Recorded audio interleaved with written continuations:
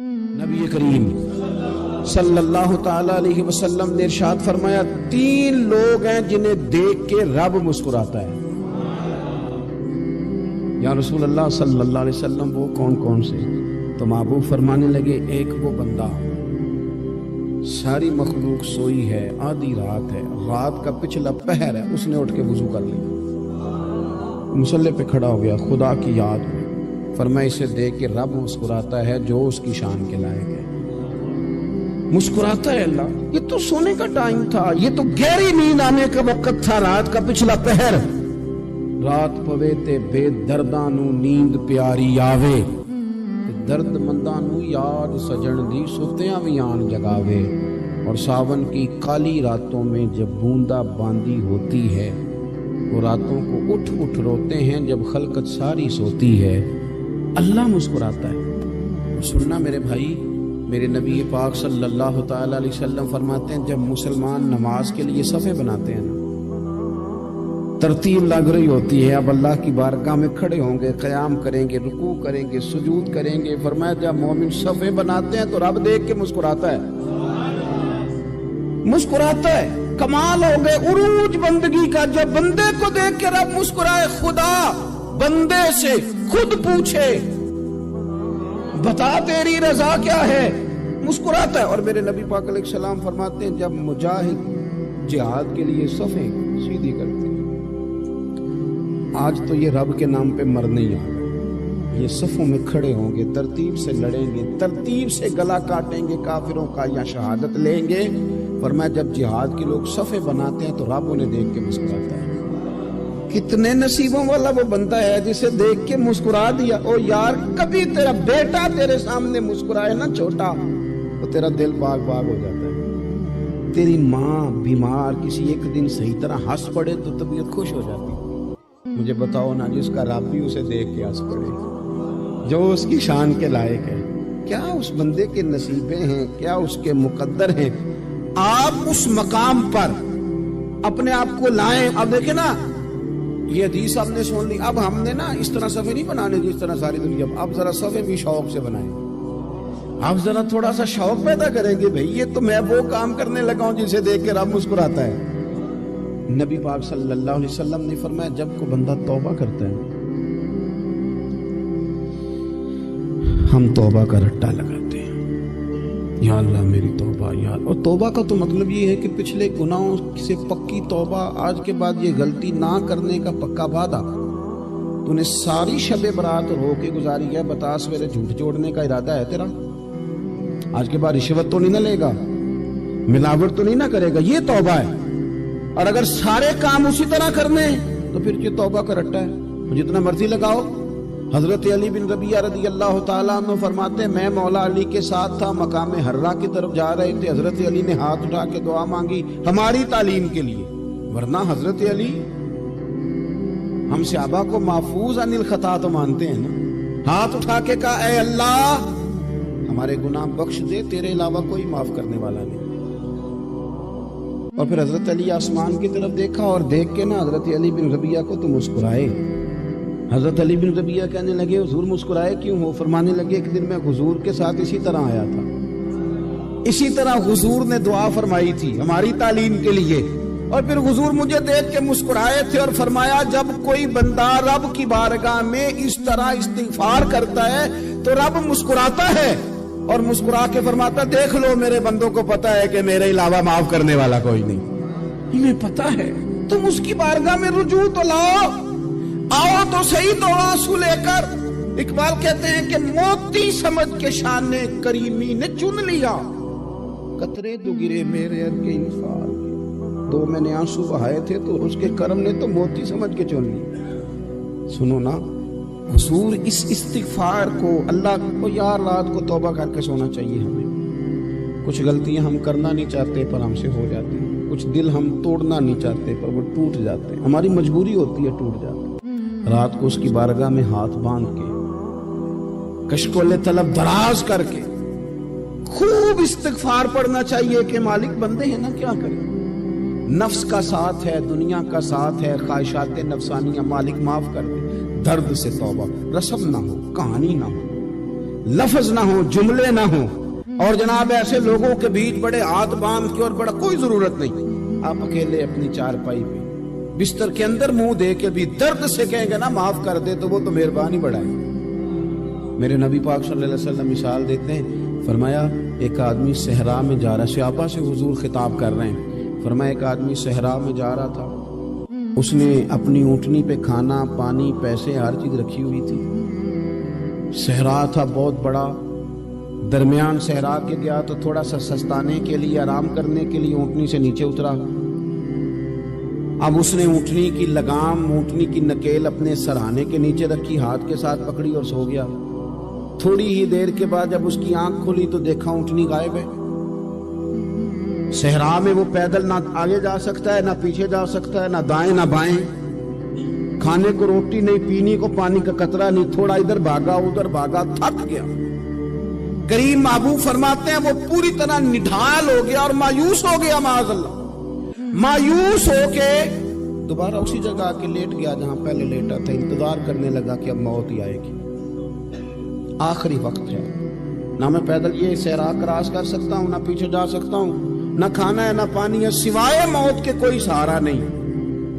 हुजूर फरमाते हैं वो रास्ते में दोबारा लेट गया। अचानक उसने रुख बदला तो ऊँटनी सामने खड़ी थी। हुजूर ने सहाबा से पूछा बताओ ना उसे भला कितनी को खुशी हो। या रसूल अल्लाह, जिसे नई जिंदगी मिल गई है। आप देखें ना, सारे डॉक्टरों ने कह दिया कि इसके तो गुर्दे मैदा जिगर हर चीज खत्म है, घर ले जाओ खिदमत करो, हर तरफ परेशानी है। वो बंदा भी समझ गया है कि आखिरी वक्त आ गया, कल जाऊं परसों जाऊं, तैयारी हो गई, सब लोग आ गए, बाहर वाले भी आ गए, ये माहौल एक अजीब रंग इख्तियार कर गया। अचानक एक डॉक्टर ने आके कहा नहीं नहीं गलती लग गई थी। मुझे बताइए अंदाज क्या होता है? बगैर दवाई के बंदा उठ के खड़ा नहीं हो जाता। ओ मैं तो बच गया हूं। नबी पाक सल्लल्लाहु अलैहि वसल्लम फरमाने लगे उसकी ऊँटनी मिल गई, बताओ भला उसे कितनी खुशी होगी। या रसूल अल्लाह, वो तो दोबारा दुनिया में आ गया। हुजूर फरमाने लगे उसे कुछ भी खुशी नहीं हुई। जब कोई रब का गुनाहगार बंदा आके तौबा करता है, रब को इससे कई गुना ज्यादा खुशी होती है। मेरा बंदा आ गया, मेरा बंदा आ गया, मेरे घर आ गया, उसने आंसू बहाए हैं, उसने कहा अल्लाह मैं तेरा यूं तेरा ही रिज़्क़ खाता हूँ, तेरी ही जमीन पे रहता हूँ, तेरे नाम से मेरी सांसें चलती हैं। वो आ गया। फरमाया उस ऊँटनी वाले से ज्यादा रब को खुशी होती है जब गुनाहगार आके तौबा करे। गुनाहगारों के आंसू उसकी बारगाह में बड़े मकबूल हैं, लेकिन हम रस्म अदा करते हैं, तौबा नहीं करते।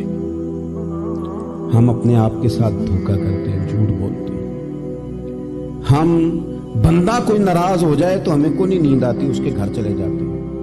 हम अपने सारे रिश्तों को ताल्लुकात को मेंटेन करके रखने के आदी हैं। हमें पता है कि वहां मैं नहीं जा सका तो बेटा भेजता हूं, फलां शादी पे मैं नहीं जा सका तो भतीजा भेजता हूं, भाई भेजता हूं। हर ताल्लुक का हमने ख्याल रखा कोई रूठ ना जाए। कमाल है ना, ये नहीं सोचा कि अगर रब रूठ गया तो, जब वो रूठ जाए ना तो सारे रिश्ते भी बंदे के पास मौजूद हों तो कोई करामत नहीं होती। फिर करोड़ों रुपया जेब में हो तो डॉक्टरों की दवाइयां असर नहीं करती। वो रूठ जाए तो फिर इंसान इस तरह से फिसलता है कि बड़े बड़े उसके पास दरवाजे होते हैं पर किसी जगह उसका हाथ नहीं लगता। खुदारा सुनो, नबी पाक सल्लल्लाहु अलैहि वसल्लम के पास मेहमान आ गया, बुखारी मुस्लिम है। हुजूर ने अज़वाजे मुतहरात के घरों में पैगाम भेजा, कुछ चीज़ है ज़ियाफत के लिए? या रसूलल्लाह कुछ भी नहीं, ये दो जहां के शाह हैं और पास कुछ रखते नहीं, दो जहां की नेमतें हैं, इनके खाली हाथ। या रसूलल्लाह कोई चीज भी नहीं। हुजूर ने सहाबा के मजमे पे नजर डाली, या रसूलल्लाह सल्लल्लाहु अलैहि वसल्लम हुक्म हो, तो हुजूर फरमाने लगे तुम में से कोई बंदा है जो उसे घर ले जाए रोटी खिलाए। एक सहाबी उठे, फौरन हुजूर मैं लेके जाता हूँ, खाना खिलाता हूँ। फरमाते हैं मेरे घर में सिर्फ बच्चों का खाना था, ये नहीं कि फ्रीजर भरा हुआ है नेमतों से, सिर्फ बच्चों का खाना। ये नहीं कि किसी को देख के अपनी हंडिया पे बर्तन दे लिया, सिर्फ बच्चों का खाना। कहते हैं घर गया, बीवी से कहा क्या कैफियत है? कहने लगी बच्चों की रोटियां। मैंने कहा बच्चे सुला दे, सुबह नाश्ता कर लेंगे। تو کہنے لگی آپ کیا کھائیں گے؟ تو میں نے کہا نہ میں کھاؤں گا نہ تو کھائے گی، مہمان جو نبی پاک کا ہے۔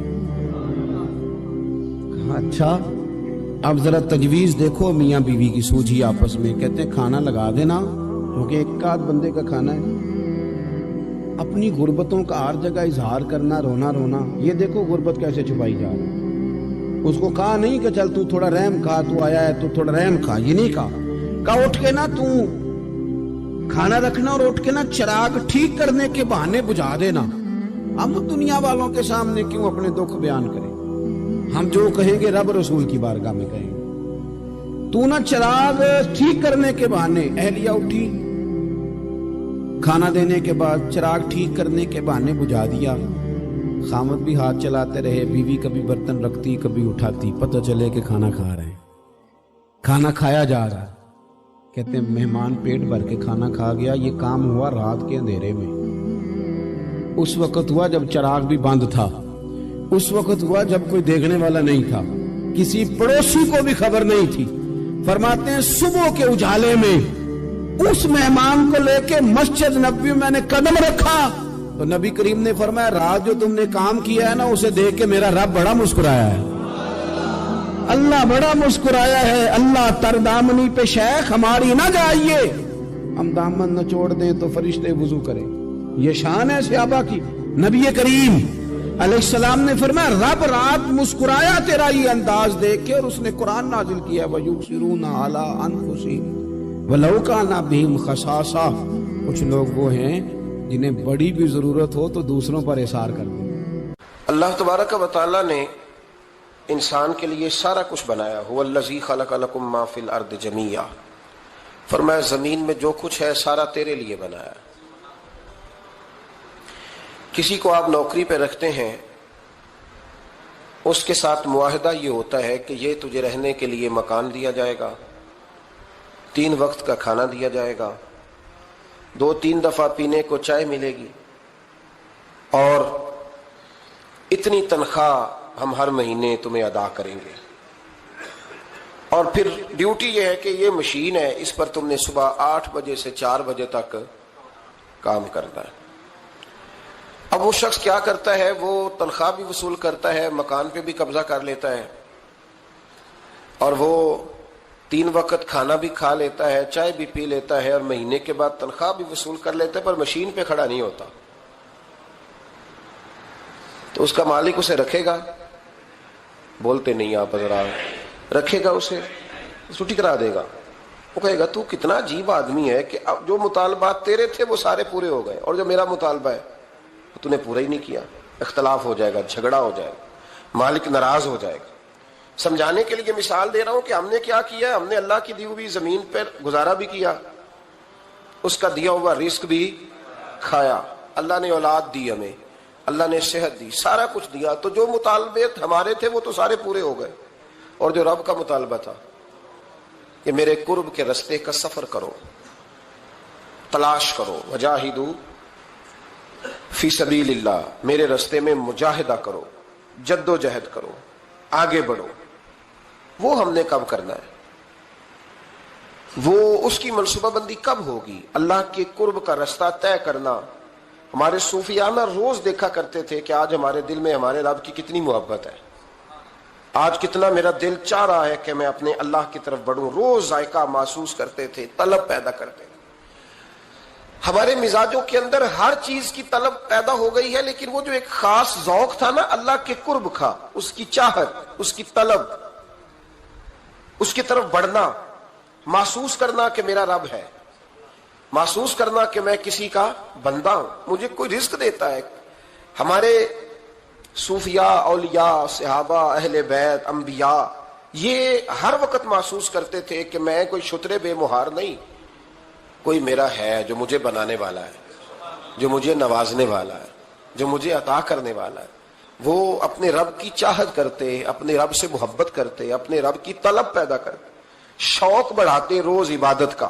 ان کے اندر ایک جذبہ تھا جو روز پروان چڑھتا تھا۔ 5 نمازیں پڑھنے کے باوجود وہ اشراق پڑھتے، چاش پڑھتے، تہجد پڑھتے، صلاۃ اللیل پڑھتے، وہ قرآن پاک کی تلاوت کرتے۔ پھر بھی کبھی ان کا ذوق آتا تو وہ دنیا سے کٹ کے مصلی پہ ہی آ کے بیٹھ جاتے، لیکن وہ درد وہ ذائقہ